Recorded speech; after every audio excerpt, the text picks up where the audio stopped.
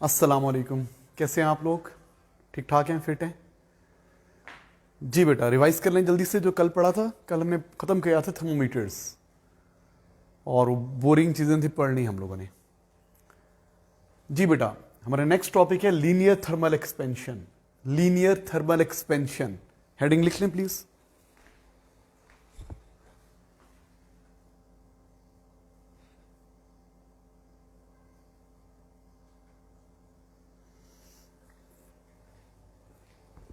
जी जनाब,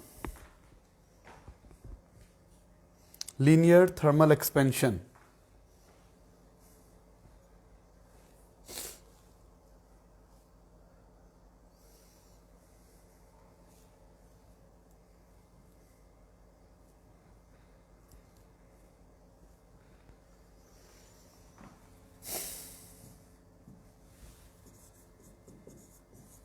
linear thermal expansion. Linear thermal expansion क्या होती है जी? बेटा आपको पता है ना, जब चीज़ों को हीट अप करते हैं तो वो एक्सपेंड हो जाती हैं। तो जब सॉलिड्स को हीट अप करते हैं ना तो वो एक्सपेंड होती है, उनकी लेंथ भी बढ़ती है, एरिया भी बढ़ता है, विड्थ भी बढ़ती है। लेकिन हम अभी एक डायमेंशन की बात कर रहे हैं। तो what is linear thermal expansion? When solids are heated their length increases. ये linear thermal expansion. When solids are heated, when solids are, linear thermal expansion में सॉलिड्स की बात कर रहे हैं। When solids are heated their length increases. When solids are heated their length increases. बेटा length भी बढ़ती है, विड्थ भी बढ़ती है, एरिया भी बढ़ता है, वॉल्यूम भी बढ़ता है। हम सिर्फ लीनियर एक डायमेंशन की बात कर रहे हैं। तो जब सॉलिड को हीट अप करते हैं तो उसकी लेंथ बढ़ती है, known as linear thermal expansion. क्या बोलते हैं इसको? Known as linear thermal expansion. When solids are heated, their length increases, known as linear thermal expansion.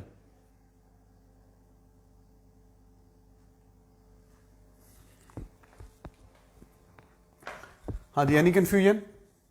सबको पता है क्यों होते हैं जी? रीजन क्या है बेटा? आपको पता है सॉलिड एटम से मिलके बने हैं। अब सुनिए प्लीज, एक सॉलिड है, इसमें कुछ एटम्स बना रहा हूं। ये एटम्स हैं, कुछ बना दिए थोड़े से बस मैंने। ओके, ये इसकी ओरिजिनल लेंथ है L। अच्छा, अब आप क्या करोगे? अब इसका टेम्परेचर है T1, इसका टेम्परेचर T1 है, इसकी लेंथ L या L1 है। एटम्स रुके हुए नहीं है ना, एटम्स क्या कर रहे हैं? वाइब्रेट कर रहे हैं। अच्छा, जब आप उसको हीट अप करोगे तो टेम्परेचर इंक्रीज होगा ना। टेम्परेचर क्या होता है? Average kinetic energy of atoms और मॉलिक्यूल्स। जब आप उसको हीट अप करोगे तो एटम्स एनर्जी गेन करेंगे, उनकी काइनेटिक एनर्जी बढ़ेगी।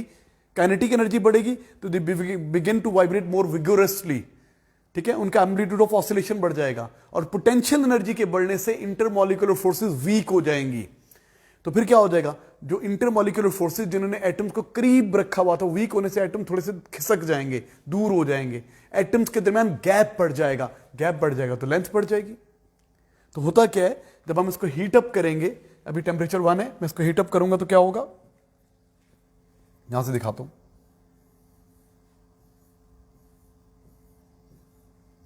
स्पेसिंग बिटवीन एटम्स बढ़ गई, एटम मोटे नहीं हो गए। पहले लेंथ थी ये, ओरिजिनल लेंथ थी ये, अब लेंथ हो गई ये। चलिए, पहले लेंथ थी L1, टेम्परेचर हो गया T2, लेंथ होगी L2। What is this? This is increase in length, delta L। ये किसके इक्वल है? L2 minus L1। This is increase in length, expansion भी बोलते हैं इसको। ये डेल्टा L क्या चीज है? ये है एक्सपेंशन। पहले टेम्परेचर कम था, मैंने टेम्परेचर इंक्रीज कर दिया। टेम्परेचर इंक्रीज किया तो एटम्स के दरमियान गैप, पहले कम था ना, गैप कम था, अब गैप बढ़ गया है, गैप बढ़ गया है,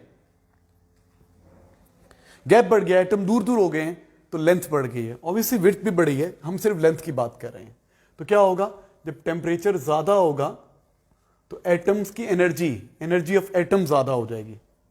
जब टेम्परेचर ज्यादा होगा तो क्या हो जाएगी? इंटरनल एनर्जी ज्यादा हो जाएगी।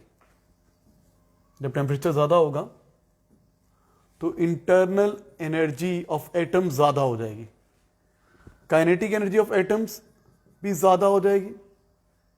उससे क्या होगा, काइनेटिक एनर्जी ज्यादा होने से क्या होगा, amplitude of vibration, they start to vibrate more vigorously, amplitude of oscillation ज्यादा हो जाएगा, एम्पलीट्यूड ऑफ ऑसिलेशन बढ़ जाएगा, एम्पलीट्यूड ऑफ ऑसिलेशंस ज्यादा हो जाएगा। अच्छा, और क्या होगा, इंटरमॉलिक्यूलर फोर्सेस, काइनेटिक एनर्जी बढ़ेगी, पोटेंशियल एनर्जी भी बढ़ेगी, इंटरनर्जी बढ़ेगी, kinetic energy increases, potential energy increases, दोनों बढ़ती हैं। इंटरमॉलिक्यूलर फोर्सेस डिक्रीज कर जाएंगी, उससे क्या हो जाएगा, spacing between molecules, spacing between atoms और molecules increases, therefore length increases. ये रीजन है। तो जब टेम्परेचर बढ़ेगा तो इंटरनल एनर्जी बढ़ेगी। इंटरनल एनर्जी क्या होती है, the sum of kinetic energy and potential energy of molecules. Kinetic energy बढ़ने से वो पहले यूं ही वाइब्रेट कर, तेज से वाइब्रेट करेंगे, विगोरसली वाइब्रेट करेंगे, उनका एम्पलीट्यूड ऑफ वाइब्रेशन बढ़ जाएगा। इंटरमॉलिक्यूलर फोर्सेस, आपको पता है ना, एटम्स के दरमियान स्प्रिंग लाइक इंटरमॉलिक्यूलर, स्प्रिंग्स बना रहा हूं, स्प्रिंग लाइक इंटरमॉलिक्यूलर फोर्सेस होती हैं यूं। अब ये फोर्स ज्यादा होती है, यूं इधर भी स्प्रिंग्स लाइक 3D होती है, यूं भी स्प्रिंग लगे हुए हैं, ये स्प्रिंग्स लगा दिया एटम्स के समझाने के लिए आपको। तो ये जो फोर्सेज है ना, इंटरमॉलिक्यूलर फोर्सेज जो पुल करके रखती है, वीक हो जाती हैं। तो ये देखो दूर हो गया एटम्स, स्प्रिंग लाइक फोर्सेज कम हो गई ना, तो एटम दूर हो गए, एटम्स में गैप बढ़ गया। तो प्लीज कॉपी करें, जब टेम्परेचर बढ़ेगा तो इंटरनल एनर्जी ज्यादा होगी, काइनेटिक भी ज्यादा हो जाएगी, पोटेंशियल भी ज्यादा हो जाएगी। इंटरनल एनर्जी होती क्या, एटम्स की एनर्जी। एटम के पास कौन सी एनर्जी होती है, काइनेटिक एनर्जी, क्योंकि मूव कर रहे हैं, पोटेंशियल एनर्जी क्योंकि इंटरमॉलिक्यूलर फोर्सेज हैं। तो टेम्परेचर के बढ़ने से काइनेटिक एनर्जी बढ़ती है, एम्पलीट्यूड ऑफ ऑसिलेशन बढ़ता है, और पोटेंशियल एनर्जी के बढ़ने से इंटरमॉलिक्यूलर फोर्सेस वीक हो जाती हैं। जितनी पोटेंशियल एनर्जी कम होती है उतनी इंटरमॉलिक्यूलर फोर्सेस स्ट्रांग होती है, जितनी पोटेंशियल एनर्जी बढ़ती जाती है इंटरमॉलिक्यूलर फोर्सेस वीक होती जाती हैं। तो अगर आपको पोटेंशियल एनर्जी नहीं भी समझ में आ रहा तो काइनेटिक एनर्जी बढ़ेगी, इंटरमॉलिक्यूलर फोर्सेस कम हो जाएंगी, स्पेसिंग बढ़ जाएगी और लेंथ बढ़ जाएगी। याद कर लें, लीनियर थर्मल एक्सपेंशन, जब सॉलिड्स को हीट अप करते हैं तो उनकी लेंथ बढ़ती है क्योंकि एटम से गैप बढ़ जाता है। एटम्स मोटे नहीं हुए, एटम्स स्लिम नहीं होते, एटम बल्कि नहीं होते, इनमें गैप चेंज हो जाता है, द गैप बिटवीन एटम। ये स्पेसिंग लिखा हुआ है ना, ये इंपॉर्टेंट चीज है, spacing between atom increases. Atom या श्रिंक होंगे ना एक्सपेंड होंगे, गैप बढ़ जाएगा। पहले गैप कम था, अब गैप बढ़ जाएगा, यूं भी गैप बढ़ जाएगा, तो मैंने यूं भी ज्यादा दिखाया। लेंथ भी बढ़ेगी, विड्थ भी बढ़ेगी, हाइट भी बढ़ेगी। हम एक ही डायमेंशन की बात कर रहे हैं। कॉपीड? अच्छा भी, अब ये जो इंक्रीज इन लेंथ है ये कौन कौन सी फैक्टर पे डिपेंड करती है, तो सोचें, ये इंक्रीज इन लेंथ डिपेंड करती है ना ओरिजिनल लेंथ पे। जितनी लेंथ कम होगी उतनी एक्सपेंशन भी कम होगी, जितनी लेंथ ज्यादा होगी उतनी एक्सपेंशन भी ज्यादा होगी। देखो ना, अभी लेंथ छोटी है, कितने एटम्स हैं, सपोज कर लें 1 2 3 4 एटम्स हैं, और इसके दरमियान गैप 1 नैनोमीटर, यहां भी 1 नैनोमीटर, यहां भी 1 नैनोमीटर। अच्छा, अब क्या हुआ, मैंने इसको हीटअप किया, हर एटम में गैप बढ़ गया, 1 नैनोमीटर इंक्रीज हो गया, तो 1 2 3 नैनोमीटर ये बढ़ गया। 4 एटम्स के दरमियान 3 गैप्स हैं, हर गैप 1 नैनोमीटर बढ़ गया, तो उसकी लेंथ पे कितना इंक्रीज आया, 3 नैनोमीटर का।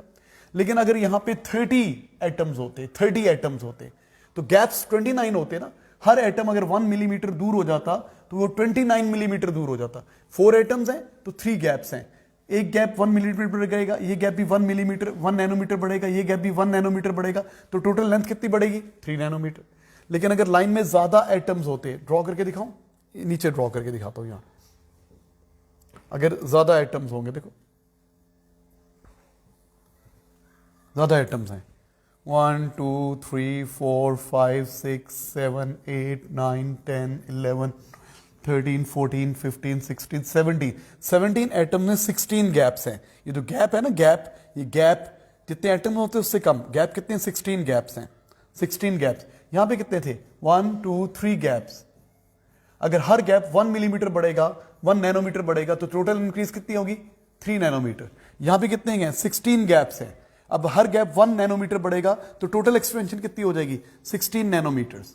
तो जितनी लेंथ ज्यादा होगी उतने एटम ज्यादा होंगे, उतने गैप्स ज्यादा होंगे, उतनी लेंथ में ज्यादा इंक्रीज आएगा। तो लिखते हैं the increase in length depends on initial length, the change in length, change in length delta L, delta L is directly proportional to initial length. ये क्या है? Change in length. Change in length किस पे depend करती है? Initial length पे। जितनी length ज्यादा होगी उतनी एक्सपेंशन ज्यादा होगी, डायरेक्टली प्रोपोर्शनल है। लेंथ ज्यादा होगी, एटम से गैप ज्यादा होंगे, हर गैप 1 मिलीमीटर बढ़ जाएगा, तो जितने एटम ज्यादा होंगे, जितने गैप ज्यादा होंगे, उतनी एक्सपेंशन ज्यादा होगी। तो बड़ी लेंथ ज्यादा एक्सपेंड करेगी, छोटी लेंथ कम एक्सपेंड करेगी। अंडरस्टैंडेबल है? तो expansion depends on original length. This expansion, change in length, change in length को एक्सपेंशन भी कहते हैं। ये एक्सपेंशन है, थर्मल एक्सपेंशन। किस पे डिपेंड करती है? इनिशियल लेंथ पे। जितनी इनिशियल लेंथ ज्यादा होगी उतनी चेंज इन लेंथ ज्यादा होगी।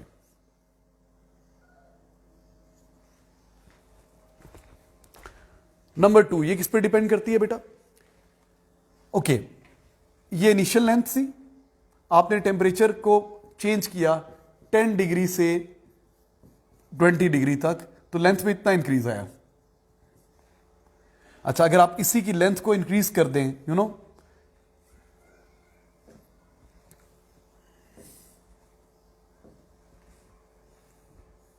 अगर मैं टेम्परेचर चेंज कर दूं 10 डिग्री से 90 डिग्री तक, तो इसकी लेंथ में क्या होगा? ऑब्वियसली ज्यादा इंक्रीज आएगा। ये डेल्टा एल कम होगा, ये डेल्टा एल ज्यादा होगा। तो जितना ज्यादा टेम्परेचर चेंज करेंगे उतना लेंथ में ज्यादा चेंज आएगा। तो increase in length, the change in length, change in length is directly proportional to change in temperature. Change in length is directly proportional to change in temperature. जितना change in temperature ज्यादा होगा उतना expansion ज्यादा होगी। जितना change in temperature ज्यादा होगा उतनी एक्सपेंशन ज्यादा होगी। तो एक्सपेंशन दो चीजों पे डिपेंड करती है, किस पे? इनिशियल लेंथ पे और चेंज इन टेम्परेचर पे। एक और चीज पे भी डिपेंड करती है, मटेरियल पे डिपेंड करती है। मटेरियल पे डिपेंड करती है। बाज मटेरियल एक्सपेंड ज्यादा होते हैं, उनकी एक्सपेंसिविटी ज्यादा होती है। बाज मटेरियल एक्सपेंड कम होती है, सेम लेंथ है, सेम चेंज इन टेम्परेचर है, ब्रास ज्यादा एक्सपेंड होगी, स्टील कम एक्सपेंड होगा। बाज मटेरियल ज्यादा एक्सपेंड होती है, बाज मटेरियल कम एक्सपेंड होती है। तो मटेरियल पे भी डिपेंड करती है। तो इसको अगर फॉर्मूला बनाए ना, ये इन दोनों को कंबाइन कर दें, इन दोनों को कंबाइन कर दें, ये आपके सिलेबस पे नहीं है, वैसे बता रहा हूं। Delta L is directly proportional to L delta T. अब यहां जो कांस्टेंट है ना, कांस्टेंट प्रोपोर्शन को खत्म करने के लिए जो कांस्टेंट होता है, चलिए मैं के लिख देता हूं, के एल डेल्टा टी। ये जो के होता है ना, ये होता है लीनियर एक्सपेंसिविटी। लीनियर एक्सपेंसिविटी, सिर्फ नॉलेज के लिए बता रहा हूं, ये मटेरियल पे डिपेंड करता है। It depends on material. तो you know, exchange in length, expansion के फॉर्मूला में 3 चीजें आ रही हैं। मटेरियल डिपेंडेंट क्वांटिटी आ रही है के, इसको लीनियर एक्सपेंसिविटी कहते हैं। Linear expansivity, original length, change in temperature. तो इंक्रीज इन लेंथ 3 चीजों पे डिपेंड करती है। मतलब ये समझे, ये के क्या है? के किसको रिप्रेजेंट कर रहा है? के मटेरियल की एक्सपेंसिविटी को डिपेंड कर रहा है। Materials expansivity.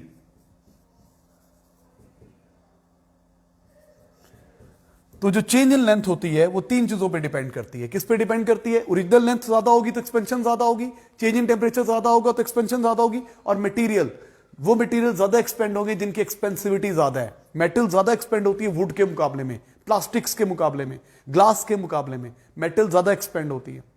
तो डिफरेंट मटेरियल की डिफरेंट एक्सपेंसिविटीज होती हैं।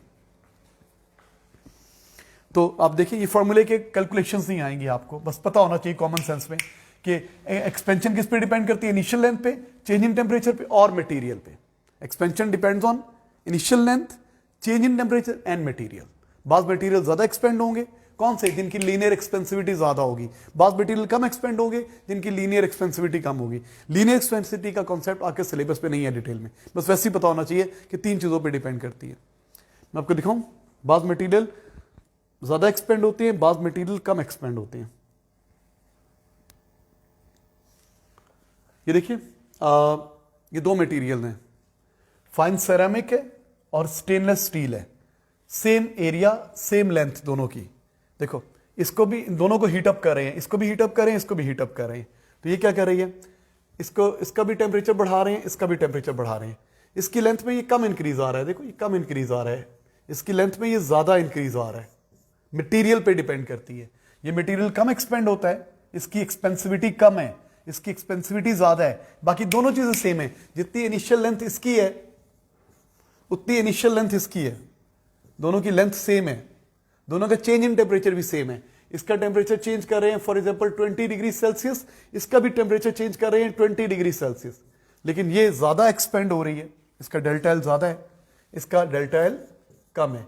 तो लीनियर एक्सपेंसिविटी तीन चीजों पे डिपेंड करती है, मटेरियल पे डिपेंड करती है, और किस पे डिपेंड करती है, मटेरियल पे डिपेंड करती है, इनिशियल लेंथ पे डिपेंड करती है, और किस पे डिपेंड करती है, चेंज इन टेम्परेचर पे डिपेंड। ज्यादा लेंथ होगी ज्यादा एक्सपेंशन होगी। अभी तक हमने क्या पढ़ा है, linear thermal expansion, when solids are heated their length increases. क्यों होती है, क्योंकि जब उसको हीट अप करते हैं, टेम्परेचर बढ़ाते हैं, तो मॉलिक्यूल्स एनर्जी गेन करते हैं, उनकी इंटरनल एनर्जी ज्यादा हो जाती है, काइनेटिक एनर्जी भी ज्यादा हो जाती है, पोटेंशियल एनर्जी भी ज्यादा हो जाती है, वो ज्यादा एम्पलीट्यूड पे ऑसिलेट करती है। इंटरमॉलिक्यूलर फोर्सेस कम हो जाती है, इंटरमॉलिक्यूलर फोर्सेस जिन्होंने एटम को खींच के रखा हुआ था वो वीक हो गए, तो एटम थोड़े दूर दूर हो जाएंगे, एटम स्पेस्ड आउट हो जाएंगे, एटम मोटे नहीं होंगे, स्पेसिंग ज्यादा हो जाएगी, तो चीजें एक्सपेंड हो जाएंगी। अब ये जो एक्सपेंशन होती है, ये जो एक्सपेंशन होती है, ये डिपेंड करती है तीन चीजों पे। ब्लर आ रहा है, डेटा ऑन करते हैं।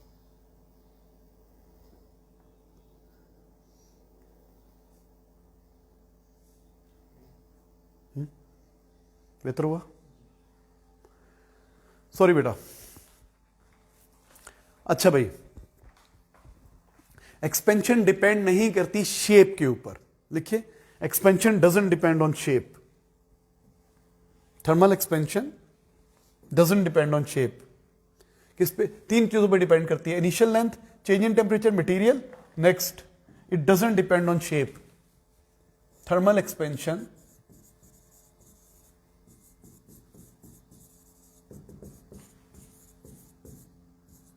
doesn't depend on shape। क्या मतलब, अगर मेरे पास इतनी लेंथ का रॉड है, इतनी लेंथ का कोई सर्कल में कोई चीज है, इतनी लेंथ की ट्राइंगल है। अच्छा, जब मैं इसको हीट अप करूंगा, ये यहां तक है, देखो इस लेवल तक, इस लेवल तक, इस लेवल तक, इस लेवल तक, इस लेवल तक। जब मैं इसको हीट अप करता हूं, तो अगर ये यहां तक आएगी, तो ये भी क्या करेगी, वहीं तक आ जाएगी, ये भी क्या करेगी, यहीं तक आ जाएगी। देखो इंक्रीज इन लेंथ सबका इक्वल होगा। पहले कहां तक थी, इनिशियली यहां तक थी, यहां तक। अब देखो इसकी शेप क्या है, रॉड की शेप है ना, इसकी सर्कल की शेप है ना, इसकी ट्राइंगल की शेप है, लेकिन इन सब का डेल्टा एल क्या है, ये भी डेल्टा एल और ये भी डेल्टा एल क्या है, सेम। डेल्टा एल क्या है, ये तीनों का डेल्टा एल क्या है, same. Expansion doesn't depend on shape, shape पे डिपेंड नहीं करती। ये 1 मीटर रॉड है, ये 1 मीटर डायमीटर का सर्कल है, इस ट्राइंगल की बेस 1 मीटर है, तो अगर ये 2 मिलीमीटर एक्सपेंड होगा तो ये भी 2 मिलीमीटर एक्सपेंड होगा, तो ये भी 2 मिलीमीटर एक्सपेंड होगा। अगर सेम मटेरियल की और सेम टेम्परेचर राइज है, मटेरियल सेम है, हाँ मटेरियल चेंज होगा तो एक्सपेंशन चेंज हो जाएगी यार। ये भी स्टील का है, ये भी स्टील का है, ये भी स्टील का है, ठीक है। इसका टेम्परेचर भी 1 डिग्री राइज कर रहे हैं, इसका टेम्परेचर भी 1 डिग्री राइज कर रहे हैं, इसका टेम्परेचर भी 1 डिग्री राइज कर रहे हैं। मटेरियल भी सेम है, चेंज इन टेम्परेचर भी सेम है, और ये डायमेंशन भी सेम थी, तो आप देखेंगे सेम एक्सपेंड होगा। हालांकि शेप सेम नहीं है, क्या डिफरेंट है, शेप। तो expansion doesn't depend on shape, expansion doesn't depend on shape. अब बताएं, एक्सपेंशन अच्छी चीज है कि बुरी चीज है, लीनियर थर्मल एक्सपेंशन अच्छी चीज है कि बुरी चीज है?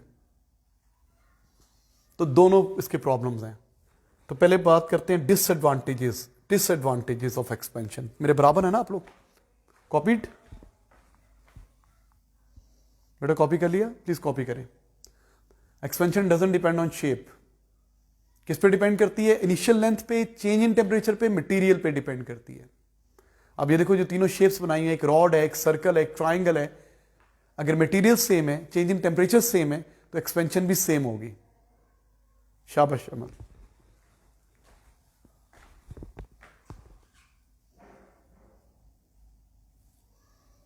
Disadvantages of expansion. Disadvantages of expansion.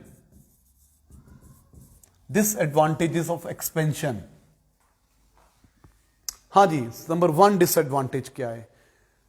आपको पता है गर्मियों में जो हाई टेंशन केबल होती है, जो बिजली लेके जा रही होती है, तारें सर्दियों में बड़ी टाइट होती हैं, खिंची हुई होती हैं, गर्मियों में एक्सपेंड होती है तो लूज होकर नीचे आ जाती है। लूज होकर नीचे आएंगी तो क्या होगा, जो टॉल बिल्डिंग है उनको टच हो सकती है, एक बात। दूसरी बात ये, जब लूज हो जाएंगी तो ये झूलेंगी, यूं नो स्विंग करेंगी और हवा चलेगी तो आपस में टच हो सकती है, शॉर्ट सर्किटिंग हो सकती है, तो ये नुकसान है बहुत बड़ा। तो हाई टेंशन केबल, ठीक है, may get loose in summer due to expansion. तो हाई टेंशन केबल लूज हो जाती है, नंबर 1 डिसएडवांटेज। देखें please, high tension, obviously electric cables become loose in summer.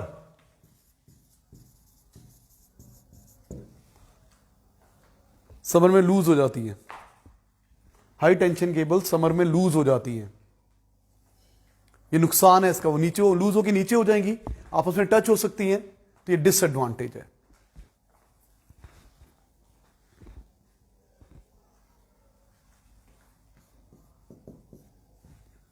Number 2, पहला तो एक्सपेंशन का डिसएडवांटेज क्या है, हाई टेंशन केबल लूज हो जाएंगी, स्विंग करेंगी, नीचे हो जाएंगी, नीचे वाली चीजों को टच हो सकती हैं, आपस में टच हो सकती है, शॉर्ट सर्किटिंग हो सकती है। अच्छा, अब चीजों ने एक्सपेंड होना है तो हमें इसके लिए रूम रखना पड़ता है। आपने देखा होगा रेलवे ट्रैक में, रेलवे ट्रैक देखा हुआ ना आपने, रेल्स होती है ना, रेल्स जिस पे ट्रेन चलती है, रेल क्या होते हैं, एक पीस होता है, फिर दूसरा पीस होता है, फिर तीसरा पीस होता है। रेल एक पूरा यहां से 500 किलोमीटर का लंबा सा पीस नहीं होता, बल्कि पीसेस होते हैं जो जुड़े होते हैं। अब पीसेस को यूं जोड़ा नहीं होता आपस में, इनमें थोड़ा गैप रखा जाता है। अगर पीसेस जुड़े हुए होंगे तो क्या हो जाएगा, पीसेस जुड़े होंगे, अगे रेलवे ट्रैक का एक पीस है और रेलवे ट्रैक का ये अगला पीस है, ये अगला पीस है, रेलवे ट्रैक की बार्स हैं। अब इसमें ये आप साथ जुड़े हुए हैं। अच्छा, अब जब गर्मियां आएंगी, जब टेम्परेचर बढ़ेगा, तो इनको, इस दरमियान वाली बार की बात करता हूं, ये वाइट वाली बार की, इसकी बात कर रहा हूं, जब ये एक्सपेंड होना जाएगी, इधर को भी इधर को भी, जब इसको जगह नहीं मिलेगी एक्सपेंड होने की, तो क्या हो जाएगी पता है आपको, क्या हो जाएगा, ये टेढ़ी हो जाएगी। ये वाली चीज जो है ना, जब एक्सपेंड नहीं हो पाएगी, ये यूं हो जाएगी, यूं, ये टेढ़ी हो जाएगी, टेढ़ी हो जाएगी। तो अगर रेलवे ट्रैक टेढ़ा हो जाएगा तो ट्रेन डी रेल हो जाएगी। तो फिर हमें क्या करना पड़ता है कि जो बार्स होती है ना रेलवे ट्रैक की, जो रेल्स होती है, इनमें गैप छोड़ना पड़ता है। गैप, हमें क्या छोड़ना पड़ता है, गैप। गैप क्यों छोड़ते हैं, गैप क्यों छोड़ते हैं, ताकि गर्मियों में जब एक्सपेंड हो तो इनको गैप मिल जाए, ये टेढ़ी ना हो। गैप छोड़ने का नुकसान ये होता है कि स्मूथ तो नहीं होती ना, फिर जब ट्रेन का व्हील इस गैप से इस इधर आएगा तो थोड़ा झटका लगेगा ना, जमीन को फोर्स लगेगी ना, तो ये अच्छा नहीं है गैप छोड़ना। अच्छा होता है कि साथ जुड़े होते, आपको स्मूथ राइड मिल रही होती है ट्रेन की। लेकिन क्या होता है, जब एक से दूसरे पे आएगा तो झटका लगेगा जमीन को। जमीन को झटका लगता है, पता है, जब ट्रेन गुजरती है तो अर्थ को एक लाइक चीज आती है, जो घर रेलवे ट्रैक के करीब होते हैं ना, वो हिलते हैं, जलजला आता है वहां पे, ट्रेन इतनी भारी होती है। ये जलजला ना आता अगर स्मूथ ट्रैक होता, तो स्मूथ ट्रैक होता। अब एक बार से दूसरी बार में जाएगी तो झटका लगता है जमीन को, झटका लगने से जमीन हिलती है। इतनी डिटेल नहीं चाहिए। तो एक्सपेंशन का डिसएडवांटेज क्या है कि हमें रूम छोड़ना पड़ता है, we have to keep room between railway track. मैं आपको दिखाता हूं सिमुलेशन में, ये देखो रेलवे ट्रैक है, ये रेलवे ट्रैक है और ये बेंड हो सकता है यूं यूं यूं करके। ये रेलवे ट्रैक क्या हो सकता है, ये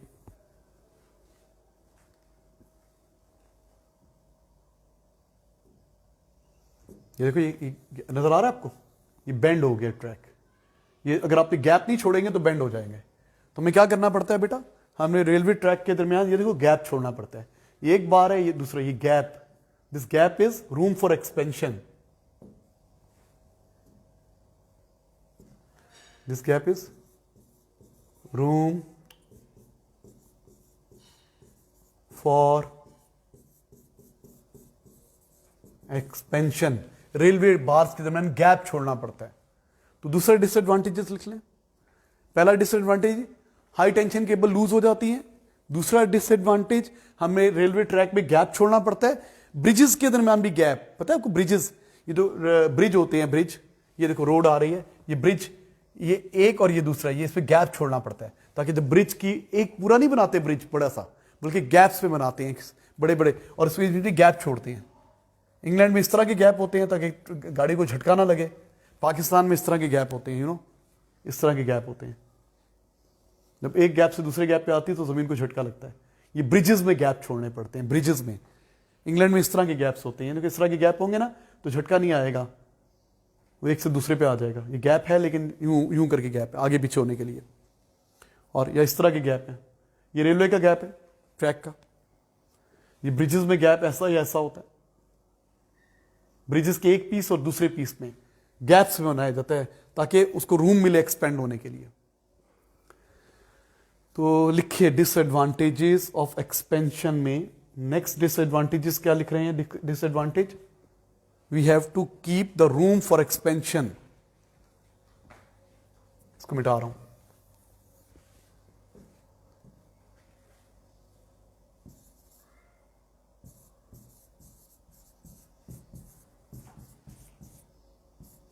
space for expansion in railway tracks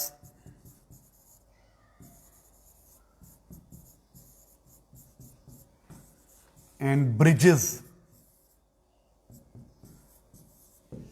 एक सॉलिड नहीं बना सकते आप, आपको स्पेस रखना पड़ता है, एलोकेशन फॉर एक्सपेंशन देनी पड़ती है। हाई टेंशन केबल लूज हो जाती हैं और आपको स्पेस छोड़नी पड़ती है रेलवे ट्रैक्स के दरमियान और ब्रिजेस के दरमियान। ठीक है, ये डिसएडवांटेज है।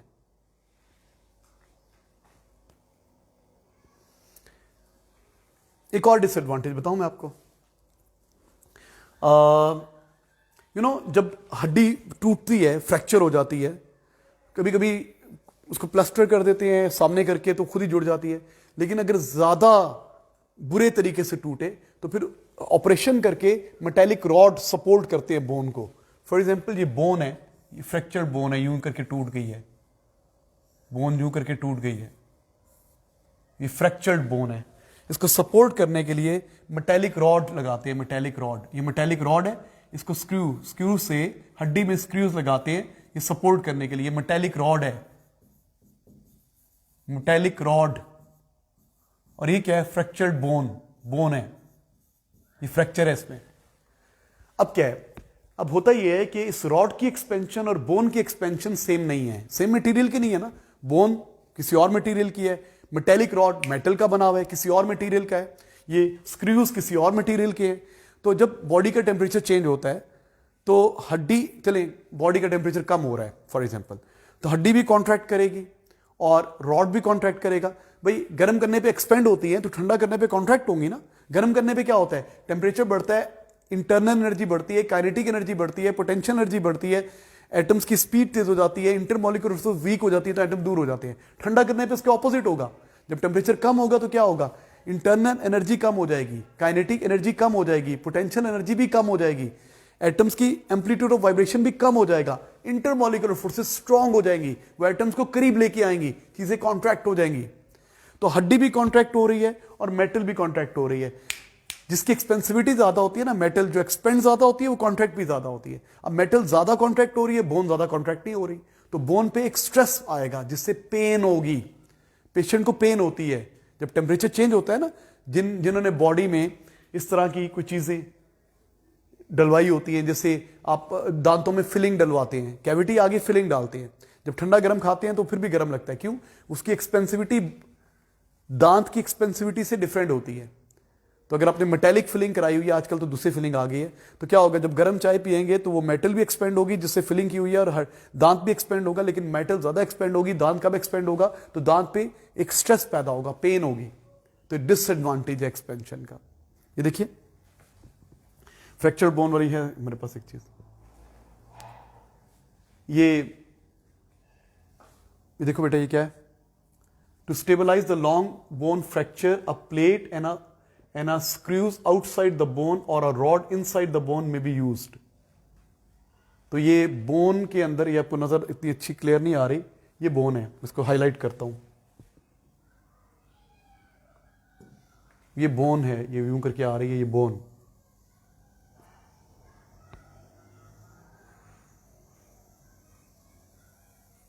ये बोन है। अब बोन के अंदर मेटेलिक रॉड है, देखो ये मेटेलिक रॉड बोन के अंदर है, वाइट से कर दो, ये मेटेलिक रॉड है, ठीक है। और बाहर ये एक मेटेलिक प्लेट है, इसको स्क्रू किया हुआ है, इसकी ये डायग्राम हड्डी को सपोर्ट करने के लिए। तो जब बोन टूट जाती है, ये फ्रैक्चर है, यहाँ पे फ्रैक्चर, तो हड्डी के अंदर डालते हैं, उसके साथ प्लेट लगाते हैं, स्क्रू कर देते हैं ताकि उसको सपोर्ट मिल जाए, कुछ अरसे बाद निकाल देते हैं। लेकिन अब आपको पता है जब टेम्परेचर चेंज होगा तो ये रॉड भी कॉन्ट्रैक्ट करेगा या एक्सपेंड करेगा, बोन भी करेगी, लेकिन रॉड की एक्सपेंशन और बोन की एक्सपेंशन सेम नहीं है। उससे क्या होगा? पेशेंट को पेन होगी, ठीक है। तो दिस आर ऑल्सो डिसएडवांटेज। ये लिख लें, to stabilize a long bone fracture a plate and screws outside the bone और a rod inside the bone may be used. आगे इसी के साथ कंटिन्यू करते हैं।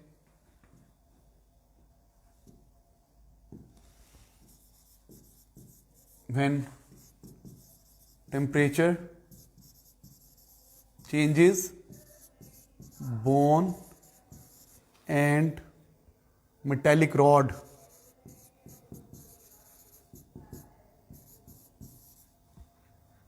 when temperature decreases कर लेते हैं, when temperature decreases, bone and metallic rod contract at different amounts, contract differently. Therefore,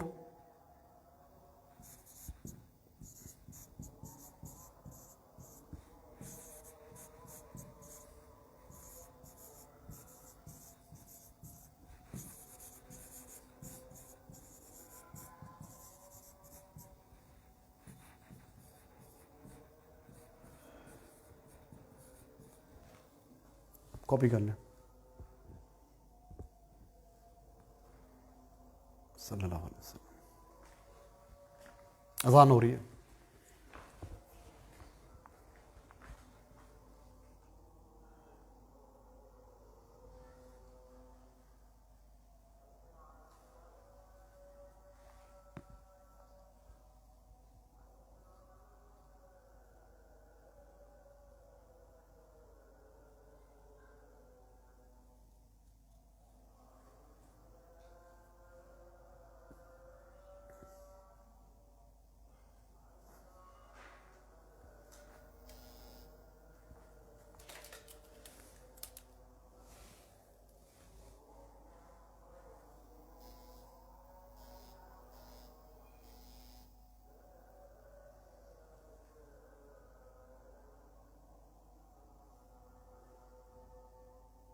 जज़ाकल्लाह।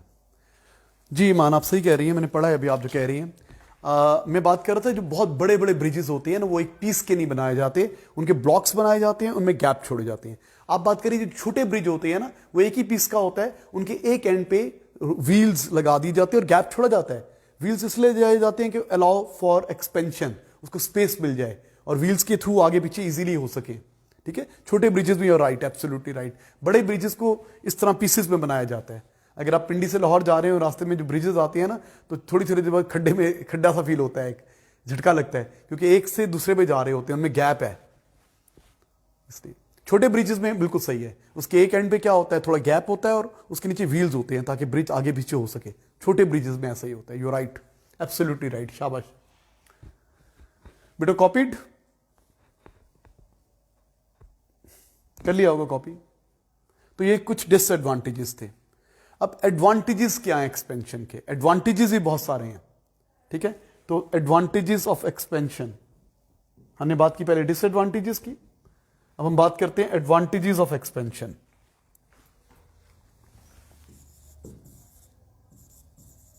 Advantages of expansion. सिंपल, हम जब छोटे होते थे ना तो हम पेन यूज किया करते थे, इंक पेन। तो इंक पेन होते थे, उनका मेटेलिक कैप होता था और प्लास्टिक बॉडी होती थी। तो कभी कभी उसका जो कैप है ना, ये मेटेलिक कैप होता था, मेटेलिक कैप, और वो बहुत जोर से बंद हो जाता था, खुलता ही नहीं था। छोटे बच्चों में ताकत भी कम होती है ना, अब ये खुल ही नहीं रहा। तो हम क्या करते थे, इसको गर्म पानी में डिप करके निकाल लेते थे। अब गर्म पानी में जब डिप करेंगे तो मेटल ज्यादा एक्सपेंड होती है, प्लास्टिक बॉडी ज्यादा एक्सपेंड नहीं होती, तो ये लूज होकर खुल जाता था। डिटैच करने के लिए, जो फर्मली बंद हो गया है पेन, उसको डिटैच करने के लिए, इसको कैप को उतारने के लिए हम एक्सपेंशन यूज करते थे। कभी जैम की बोतल का कॉक बहुत जोर से बंद हो जाए, जैम की बोतल क्या होती है, आमतौर पर प्लास्टिक या ग्लास की बोतल होती है, ऊपर मेटेलिक कैप होता है।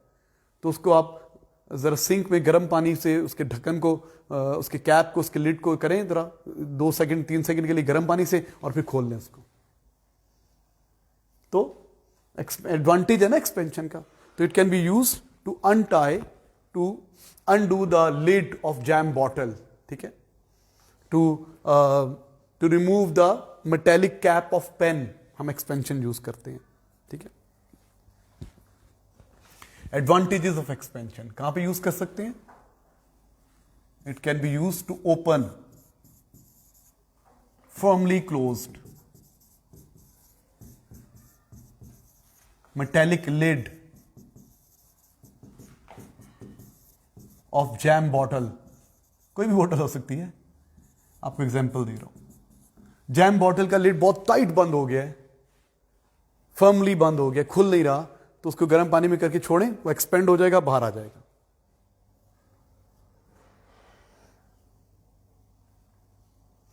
और number 2,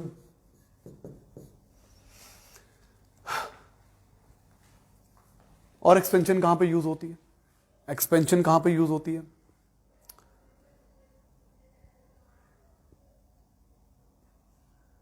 ji, axle and wheel, wheel and axle. जब आपने व्हील में एक्सेल फिट करना होता है, ये व्हील है, व्हील, इसमें होल है यहां पे, और आपने इसमें एक्सेल फिट करना है। एक्सेल, ये एक्सेल यूं है, ये एक्सेल है, ये व्हील है। जब आपने एक्सेल व्हील में फिट करना होता है तो आमतौर पे ये एक्सेल इसमें फिट नहीं आ रहा होता है, इसका साइज बड़ा होता है, ये छोटा होता है। तो हम क्या करते हैं, हम इसको हीट अप करते हैं। इसको क्या करते हैं? हीट अप, इसको गर्म करते हैं।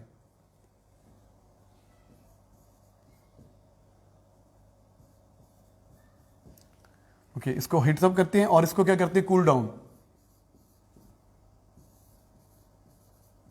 देखो, जब इसको हीट अप करेंगे तो इसका जो होल है ये बड़ा हो जाएगा, और इसको जब कूल डाउन करेंगे तो इसका ये जो है पतला हो जाएगा एक्सेल, तो यहां पे फिट इन हो जाएगा। फिर जब ये नॉर्मल टेम्परेचर पे आएगा तो बहुत फर्मली टाइटली फिक्स हो जाएगा, फिर उतरेगा नहीं, ठीक है।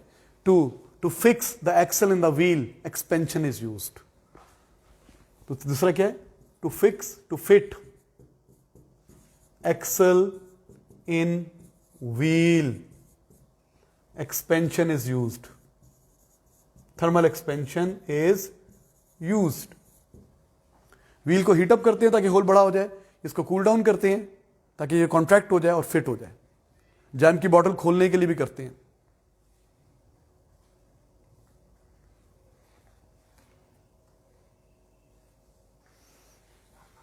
क्या ये देखो, इस तरह की अगर चीज है, रिंग एंड बॉल, ये बॉल है, ये रिंग है, बॉल रिंग। ये रिंग बॉल में फिट नहीं आता, तो क्या करते हैं, हम इसको हीट अप करते हैं। हीट अप किया तो इसे फिट आ गया। अब ये निकलेगा नहीं, ठीक है। जब नॉर्मल टेम्परेचर दोबारा निकालने के लिए इसको हीट अप करना पड़ेगा, तो फिर अनडू होगा। तो व्हील और रिंग अगर फिट करना है तो हम एक्सपेंशन यूज कर सकते हैं। तो ये लिखने की जरूरत नहीं है, पता है, कॉमन सेंस की बात है। इसी तरीके से आपने कभी कार्ट व्हील देखे? कार्ट व्हील टांगा हुआ करता था, या कार्ट व्हील हुआ करता था, उसका इस तरह का व्हील होता था, याद देखो, इस तरह का व्हील होता है, ये कार्ट व्हील है।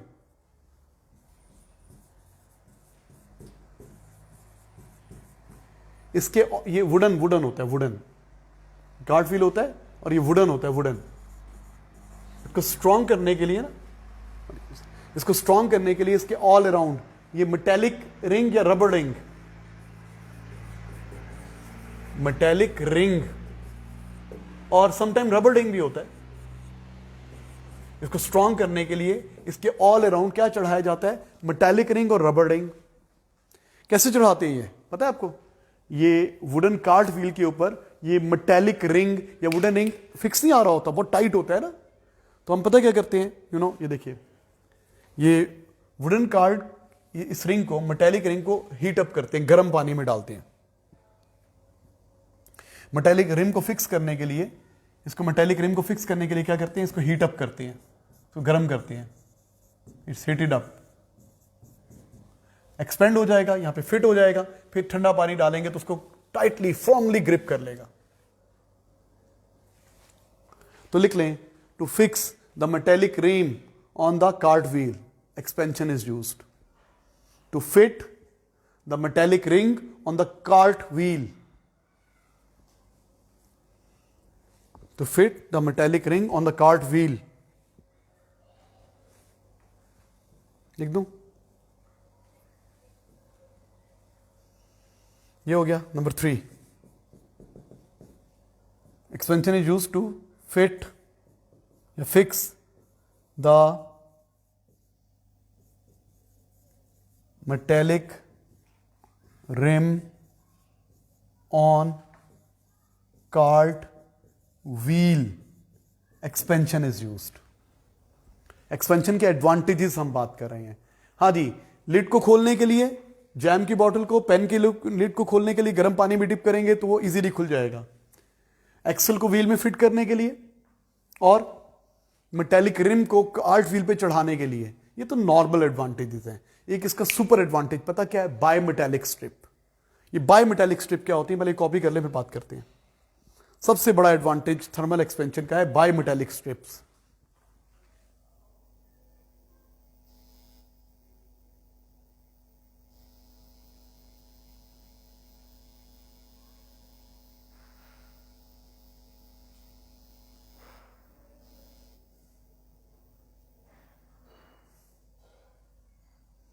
हाँ जी बेटा,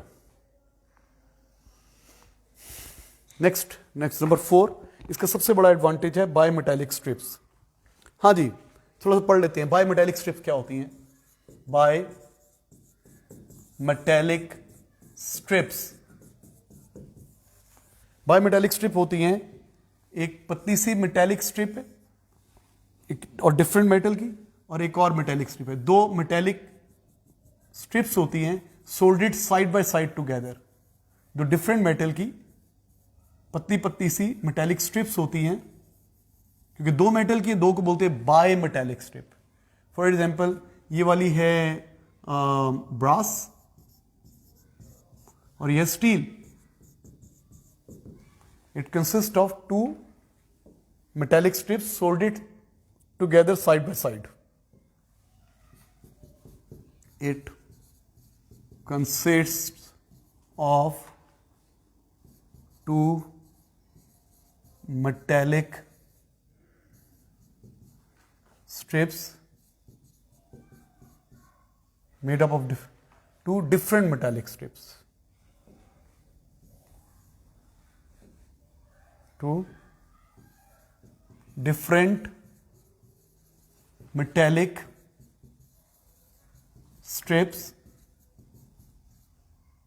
soldered together side by side, joined together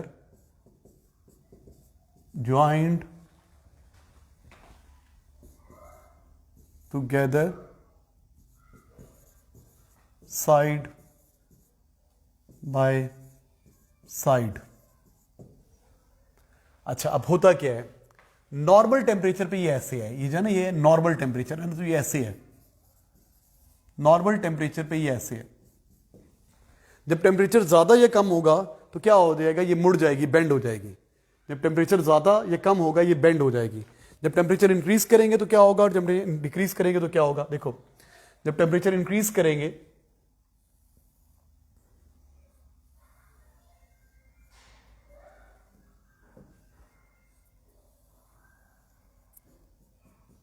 normal temperature पे स्ट्रेट है, ये यूं बेंड हो जाएगी। कब? When temperature increases. टेम्परेचर ज्यादा करेंगे तो यूं बेंड हो जाएगी, इस तरह बेंड होगी कि बाहर वाली साइड पे वो आए जिसकी लेंथ ज्यादा है। ये ब्रास की लेंथ ज्यादा है क्योंकि ये ज्यादा एक्सपेंड होती है, ब्रास की एक्सपेंसिविटी ज्यादा है, स्टील की एक्सपेंसिविटी कम है। अभी समझाता हूं, पहले ड्रॉ कर लूं मैं। ऑन डिक्रीजिंग द टेम्परेचर ये यूं बेंड हो जाएगी।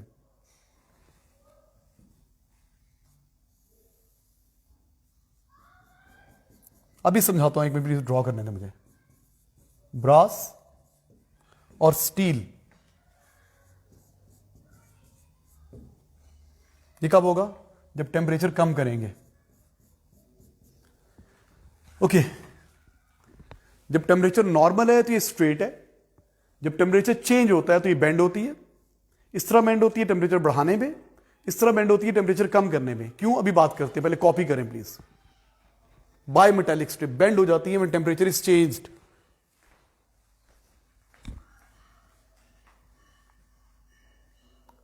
हाँ जी बेटा, प्लीज हरी अप।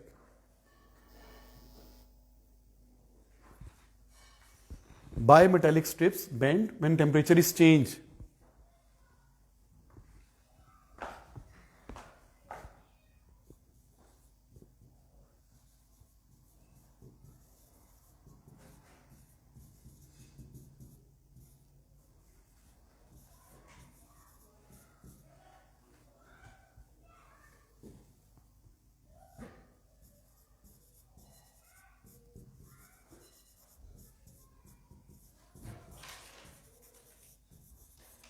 अच्छा बेटा,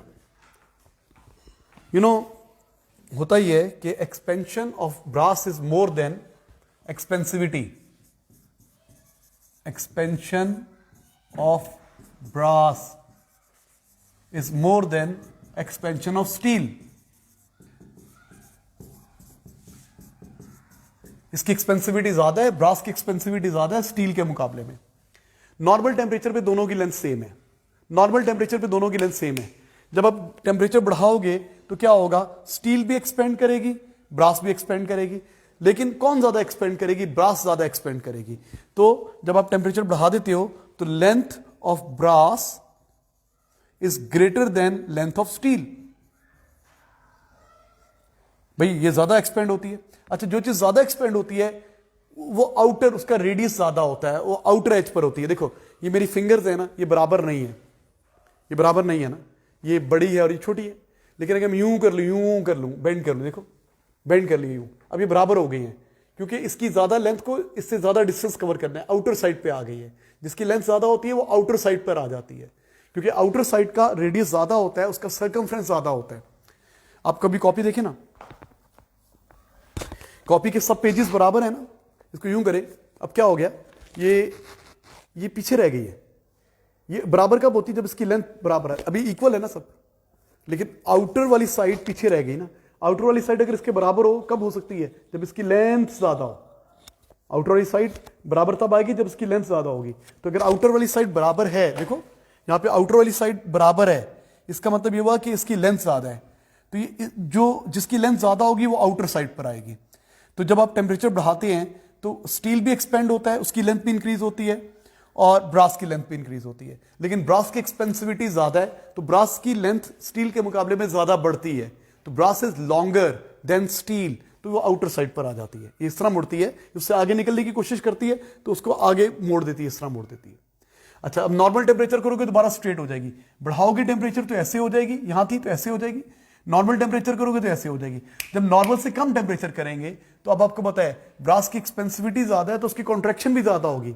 जब ठंडा करोगे, ठंडा करने पे क्या होगा? स्टील भी कंप्रेस कॉन्ट्रैक्ट होगा, ब्रास भी कॉन्ट्रैक्ट होगा, लेकिन ब्रास ज्यादा कॉन्ट्रैक्ट होगा। तो जब तुम ठंडा कर रहे हो तो length of steel is greater than, क्योंकि ब्रास ज्यादा कॉन्ट्रैक्ट हो गया, length of steel is greater than length of brass. तो जिसकी लेंथ ज्यादा है वो आउटर साइड पर आएगी।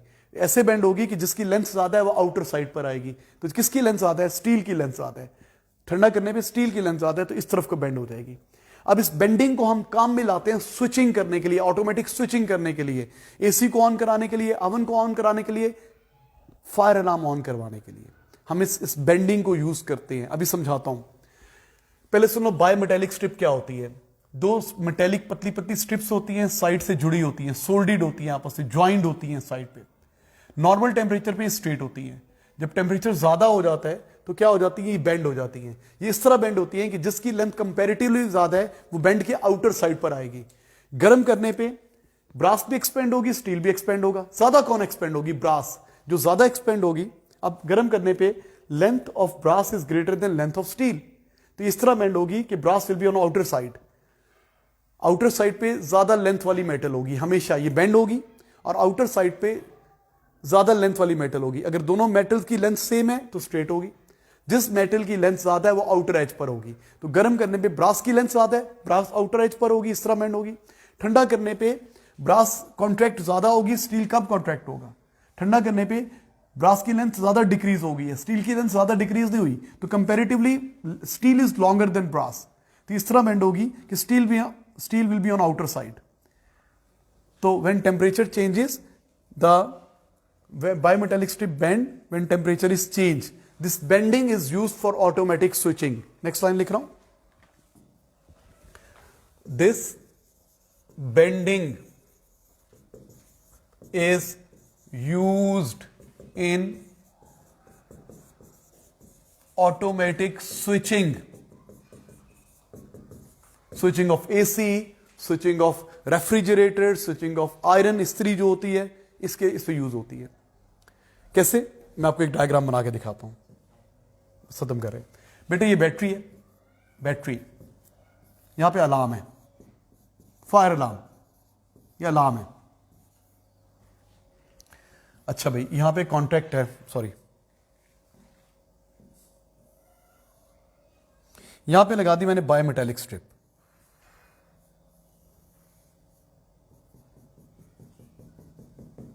ये कॉन्टैक्ट है, ये स्टील और नीचे ब्रास।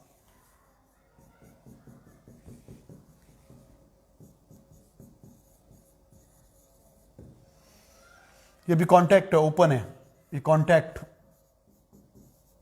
ओपन है। अभी अलार्म नहीं बज रहा, ये फायर अलार्म है। ये बैटरी है, सर्किट इनकंप्लीट है। अच्छा, when there is no fire, there is a gap between contacts. ठीक है, circuit is incomplete, no fire, circuit is not complete, incomplete, so alarm doesn't ring, alarm is not ringing। अब बताओ जब आग लगेगी तो क्या होगा, when it catches fire, surrounding में आग लग गई है, कैचेस फायर, तो टेम्परेचर बढ़ेगा। जब टेम्परेचर बढ़ेगा तो क्या हो जाएगा, नॉर्मल टेम्परेचर पे स्ट्रेट है ना, it will bend upwards, bimetallic strip will bend upwards, bimetallic strip will bend upwards, ये ऊपर को मुड़ जाएगी। क्यों, जब टेम्परेचर बढ़ेगा तो लेंथ ऑफ ब्रास ज्यादा एक्सपेंड होगी स्टील के मुकाबले में, will be greater than length of steel. तो फिर क्या हो जाएगा, ये ऊपर जुड़ के ये कांटेक्ट जुड़ जाएंगे। Bimetallic strip will bend upward, the contacts are made, contact जुड़ गए तो बोलते हैं कॉन्टैक्ट्स आर मेड, या कॉन्टैक्ट ज्वाइन ऐसा लिख लें, कॉन्टैक्ट्स ज्वाइन।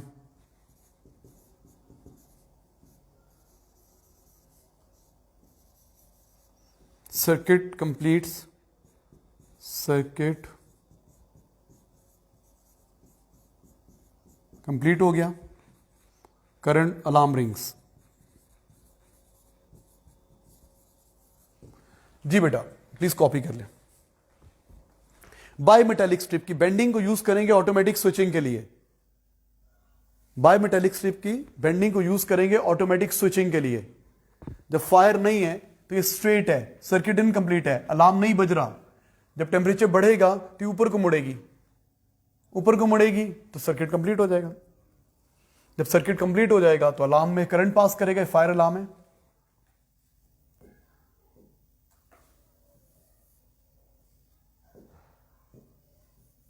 ये फायर अलार्म है, प्लीज कॉपी कर लें।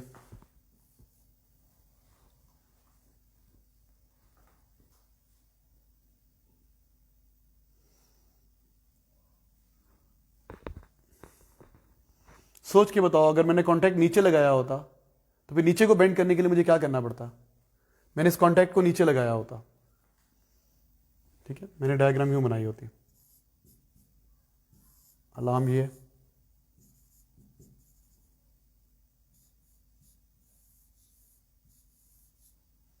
मैंने कॉन्टैक्ट यूं लगाया होता। अब नीचे को बेंड करना है आपने, तो फिर क्या होता? ये वाली साइड कौन सी होती? ये ब्रास होती, और ये क्या होता? स्टील।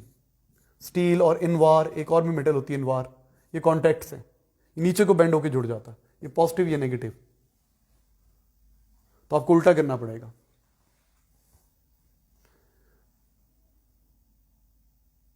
ये देख लें सिमुलेशन में,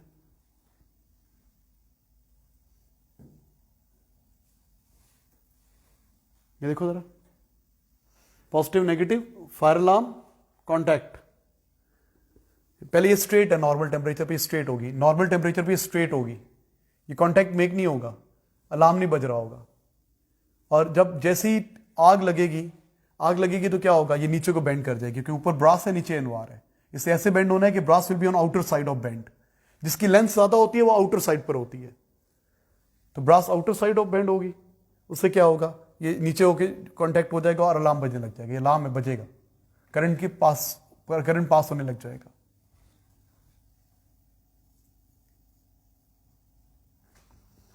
जिससे नहीं किया तो कॉपी कर ले बेटा। तो these are the advantages of expansion. हमने क्या पढ़ा? एक्सपेंशन क्या होती है? एक्सपेंशन, जब सॉलिड को हीट अप करते हैं तो वो एक्सपेंड हो जाते हैं, ठीक है, उनकी लेंथ बढ़ जाती है। लेंथ के बढ़ने को बोलते हैं लीनियर थर्मल एक्सपेंशन। क्यों होती है? सॉलिड एटम से मिलकर बने हैं, जब टेम्परेचर बढ़ाएंगे तो एटम्स एनर्जी गेन करेंगे, उनकी काइनेटिक एनर्जी बढ़ जाएगी, उनकी पोटेंशियल एनर्जी बढ़ जाएगी, उनका एम्पलीट्यूड ऑफ वाइब्रेशन ज्यादा हो जाएगा, और इंटरमॉलिक्यूलर फोर्सेस वीक हो जाएंगी, तो मॉलिक्यूल्स के दरमियान गैप ज्यादा हो जाएगा। एक्सपेंड होने का मतलब होता है स्पेसिंग बिटवीन एटम बढ़ गई है, एटम मोटे नहीं हो गए। और जब ठंडा करेंगे तो ऑपोजिट होगा, ठंडा करेंगे तो क्या होगा? टेम्परेचर कम करेंगे, इंटरनल एनर्जी कम हो जाएगी, काइनेटिक एनर्जी कम हो जाएगी, उसकी मोशन लेस विगरस हो जाएगी, एम्पलीट्यूड भी कम हो जाएगा, इंटरमॉलिक्यूलर फोर्सेस स्ट्रांग हो जाएंगी। Intermolecular forces, attractive forces strong हो जाएंगी, जो उनको एटम्स को और खींच के करीब ले आएंगी, एटम्स के साथ स्पेसिंग कम हो जाएगी, तो वॉल्यूम कम हो जाएगा। अब एक्सपेंशन किस पे डिपेंड करती है? दो चीजों पे, जितनी लेंथ ज्यादा होगी उतनी एक्सपेंशन ज्यादा होगी, जितना चेंज इन टेम्परेचर ज्यादा होगा उतनी एक्सपेंशन ज्यादा होगी, ठीक है। एक्सपेंशन डजंट डिपेंड, किस पे डिपेंड नहीं करती? एक्सपेंशन डिपेंड नहीं करती किसके ऊपर? शेप के ऊपर, कि तीन चीजों पे डिपेंड करती है, इनिशियल लेंथ पे, चेंज इन टेम्परेचर पे, मटेरियल पे। It doesn't depend on shape. अच्छा, फिर हमने बड़ा डिसएडवांटेजेस ऑफ एक्सपेंशन क्या है? हाई टेंशन केबल लूज हो जाती हैं, ब्रिजेस में गैप रखने पड़ते हैं, उस पर गैप रखने पड़ते हैं, किस पे? रेलवे ट्रैक में गैप छोड़ने पड़ते हैं। और क्या होता है एक्सपेंशन की वजह से? और भी बहुत सारे मसले, जो पेशेंट होते हैं उनको, जिन्होंने फ्रैक्चर बोन के लिए सपोर्टिंग मेटेलिक रॉड रखे होते हैं, उनको जब टेम्परेचर चेंज होता है तो पेन होती है हड्डी में, ठीक है। और क्या था? और भी होती हैं डिसएडवांटेजेस, हम इतनी ज्यादा नहीं चाहिए। एडवांटेजेस क्या क्या है? आपने पेन का लिड खोलना है, मेटेलिक लिड खोलना है, जैम की बॉटल का मेटेलिक लिड खोलना है, कार्ट पे, वुडन कार्ट के ऊपर मेटेलिक रिम चढ़ाना है, या व्हील में एक्सेल फिट करना है, तो वहां पे एक्सपेंशन यूज करेंगे। और सबसे अच्छा फायदा क्या है? Bimetallic strip. बायोमेटेलिक स्ट्रिप, दो मेटेलिक स्ट्रिप की चीज, दो मेटल जो साइडों पे जुड़ी होती है, नॉर्मल टेम्परेचर पे स्ट्रेट होती है, क्योंकि इन दोनों की लेंथ सेम है। जब टेम्परेचर बढ़ाते हैं तो ये भी एक्सपेंड होती है, ये भी एक्सपेंड होती है, लेकिन ब्रास ज्यादा एक्सपेंड होती है। जिसकी ज्यादा लेंथ ज्यादा होगी वो इस तरह ये बेंड हो जाएगी, टेम्परेचर के चेंज होने से बेंड हो जाती है। ये इस तरह बेंड होगी कि जिस मेटल की लेंथ ज्यादा है वो outer side of the bend होगी, तो outer side of the bend temperature बढ़ने पे ब्रास होगी, क्योंकि ब्रास की लेंथ ज्यादा है। ये फायर अलार्म ऑटोमेटिकली ऑन करा देगी। नॉर्मल टेम्परेचर पे स्ट्रेट है, कॉन्टैक्ट नहीं है, टेम्परेचर बढ़ेगा, ये ऊपर को जुड़ जाएगी, ऊपर को बेंड होकर इन दोनों जुड़ जाएंगे और अलार्म बजने लग जाएगा। अच्छा, इसी तरीके से अगर जब टेम्परेचर कम होगा तो क्या होगा, जब टेम्परेचर कम होगा तो ब्रास की लेंथ भी कम होगी, स्टील की लेंथ भी कम होगी, लेकिन ब्रास की लेंथ पे ज्यादा डिक्रीज आएगा, ब्रास की लेंथ ज्यादा डिक्रीज हो जाएगी, स्टील ज्यादा डिक्रीज नहीं होगी। Now steel is comparatively longer than brass. अब ये बेंड होगी इस तरह की steel will be on outer side. तो ये होती है बायोमेटालिक स्ट्रिप जो थर्मोस्टेट्स में काम आती है, टेम्परेचर को कंट्रोल रखने के, अवन्स में, एसी में, रेफ्रिजरेटर में, मुख्तलिफ जगहों पे काम आती है। ठीक है बेटा, आज के लिए काफी है। Thank you students.